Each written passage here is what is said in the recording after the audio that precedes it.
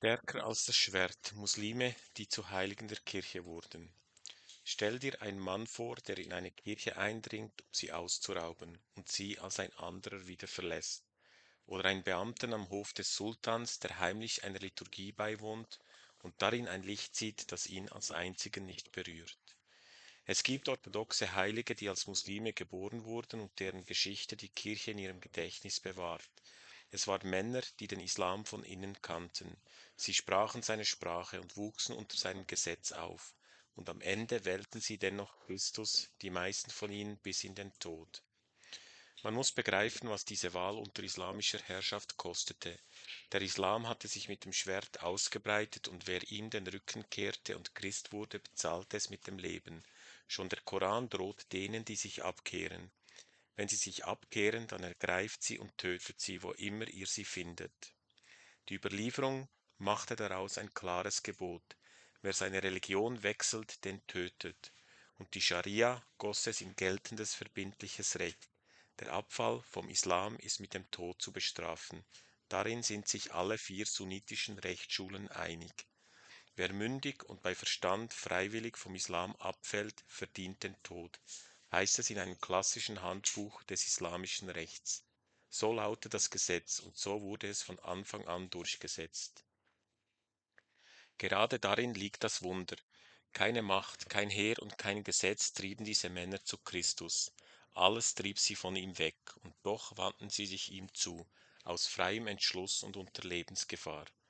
Was sie anzog, war eine Offenbarung Gottes, ein Licht, ein Kind auf dem Armen eines Priesters, ein Duft. Es waren Begegnungen, die ihr ganzes Leben aus den Angeln hoben. Jesus Christus verheißt in seinem Evangelium, und ich, wenn ich erhöht werde von der Erde, werde ich alle zu mir ziehen. Dies sind die Geschichten einiger Muslime, die er zu sich gezogen und zu Heiligen seiner Kirche gemacht hat.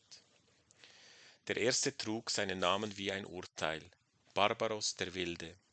Als arabischer Soldat war er ins Land gekommen, zur Zeit des byzantinischen Kaisers Michael II. Zwischen den Jahren 820 und 829 nach Christus. Als die arabischen Heere ihre große Offensive gegen die Küsten des Ionischen Meeres führten.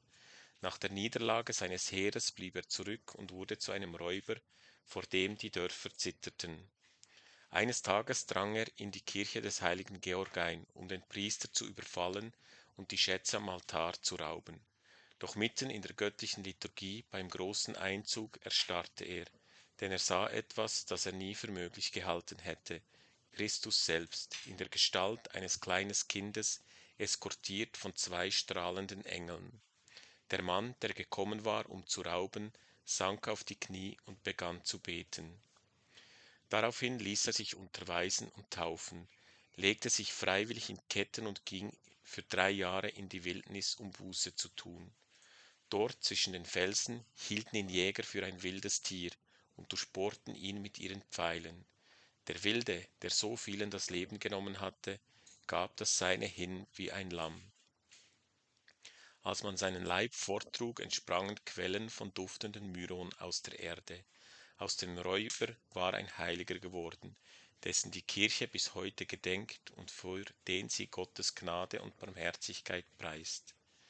Der nächste Muslim, der zu Christus kam, lebte im Herzen der Macht. Ahmed war Sekretär am Hof des Sultans in Konstantinopel, ein angesehener Mann, der das geruhsame Leben eines hohen muslimischen Beamten führte.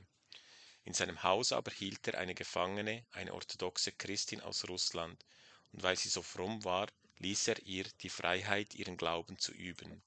So kam es, dass ihm etwas auffiel, das er sich nicht erklären konnte.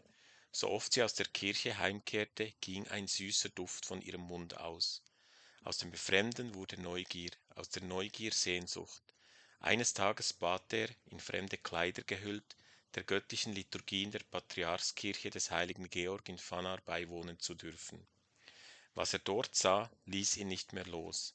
Beim großen Einzug schien der Priester in strahlendem Licht zu schweben, und als der Patriarch das Volk segnete, berührten Lichtstrahlen die Häupter aller Gläubigen, nur seines nicht.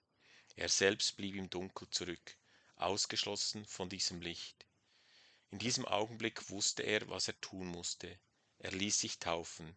Zunächst lebte er den neuen Glauben im Verborgenen, dann bekannte er ihn offen vor aller Augen und wurde dafür im Jahr 1682 enthauptet. Denn das war der Preis. Wer den Schritt zu Christus offen tat, ging damit fast immer auf das Schafott zu. Einer, der das wusste, war Johannes von Konitza, und er ging diesen Weg trotzdem. Er war der Sohn eines Scheichs, großgezogen in einem Derwischorden, dessen ganzes Leben das Gebet war. Im Dienst eines muslimischen Herrn kam er immer wieder mit orthodoxen Christen in Berührung. Ihr Glaube und ihr Gebet zogen ihn und mehr als einmal erlebte er, wie sich Christus in ihrem Leben als mächtig erwies. Er sah große Zeichen und Wunder der Kraft Christi. Schließlich warf er die Gewänder des Derwischs von sich, ließ sich auf der Insel Ithaka taufen und verbarg sich fortan als einfacher Feldwächter an der Seite einer christlichen Frau. Sein Vater erfuhr von der Abkehr und schickte ihm 2 Derwische nach, die ihn zum Islam zurückholen sollten. Johannes wies sie ab, doch nun ging im Dorf die Rede dass er ein einstiger Derwisch und Muslim sei, und die Muslime des Ortes brachten ihn vor Gericht. Vor seinen Richtern bekannte er furchtlos seinen christlichen Namen und seine Liebe zu Christus. Keine Drohung, kein Versprechen beugte ihn. Als man ihn am 23. September 1814 zur Hinrichtung führte, da betete er nicht um sein Leben, sondern sprach das Wort des Schächers am Kreuz: Gedenke meiner, o Herr, in deinem Reich. Ein weiteres Zeugnis handelt von 4 Männern aus Kreta, 2 Brüdern und ihre beiden Vettern. Sie waren nicht aus dem Islam gekommen, sie waren von Geburt an Christen, doch heimlich, im Untergrund. Kryptochristen nannte man sie. Nach außen trugen sie muslimische Namen und befolgten die öffentlichen Gebräuche. Im Verborgenen aber waren sie getauft, ließen sich kirchlich trauen und bewahrten unter ihren wahren Namen den alten Glauben wie ein Feuer unter der Asche. Als der griechische Freiheitskampf aufloderte, zogen die 4 mit, und als nach dem Krieg der Steuereintreiber vor ihnen stand und verlangte, sie sollen sich wie früher zum Islam bekennen, da fiel die Maske. Sie nannten sich, was sie immer gewesen waren, getaufte Christen im Namen der heiligen Dreiheit von Anfang an. Vergebens lockte der Pascha sie mit Ehren und Gütern, sie wankten nicht. Da sprach er das Todesurteil, und am 28. Oktober 1824 fielen alle 4 unter dem Schwert, und 3 Tage lang ließ man ihre Leiber zur Schau liegen. Ein einziges Wort hätte sie gerettet, ein Wort, das sie nicht meinten, und sie wären heimgekehrt zu Frau und Kindern, in Wohlstand und Frieden. Sie sprachen es nicht aus, lieber gaben sie das Leben hin, als das Bekenntnis, das ihr Leben gewesen war. Ein weiterer dieser Zeuge starb vor über 100 Jahren. Nikolai, ein türkischer Offizier aus Kleinasien, lernte in russischer Gefangenschaft die Orthodoxie kennen. Zurück in der Heimat wurde er verraten. Seine eigene Frau zeigte ihn beim Schwiegervater an, und dieser brachte ihn vor die Behörden. Als Abtrünnigen verurteilte man ihn zu 200 Stockhieben, die ihn fast töteten und Narben hinterließen, die er bis ins Grab trug. Doch er überlebte, fand nach langen Irrwegen Zuflucht in Russland und ließ sich dort taufen.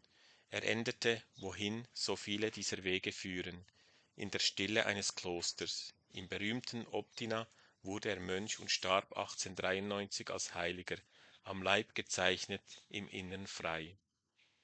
Diese Männer kannten den Islam von innen, sie waren Soldaten, Beamte und Söhne von Scheichs, und doch wählten sie Christus. Sie hatten etwas gesehen und erlebt, das stärker war als die Furcht vor Verfolgung und Tod. Für sie gab es kein Zurück mehr, sondern nur noch den einen schmalen Weg auf Christus zu, über den Tod hinaus in alle Ewigkeit.